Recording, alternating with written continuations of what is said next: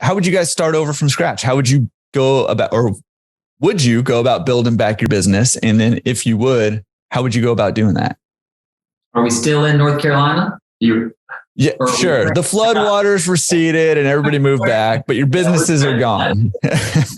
So we moved somewhere. We have to relocate. Here it goes. So you walk into a laundry and you go, "Hey, miss, how you doing?" They go, "Who are you?" You know, like they always do. Yep. I have a washout shirt on there, really, man, but I can always break that down and just let them know we're all people and tell them, I'm just doing a tour of the facility. Oftentimes we have used laundry equipment for sale, as well as I am a technician. I can fix and repair any laundry equipment. Yeah. So I'm honest with them. I tell them, I see you've got a few out of order machines. Is there any way I could have the owner's number? Because I'm a technician, and I also have used laundry equipment. I'm in the laundry business. And that's oftentimes they go, "Oh, the guy who's working on it's doing a terrible job. I would love to give you the owner's number." And they come and hand it to you and say his name's, John Doe.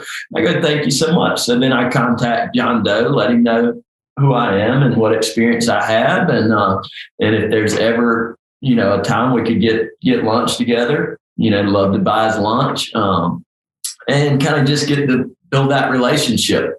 Simultaneously, I would be finding a local broker who could be my ambassador in that market, who would be going around looking for spaces that aren't existing laundries, and kind of just giving him kind of square footage and rent rate you got to have. You can't pay too much in this business. And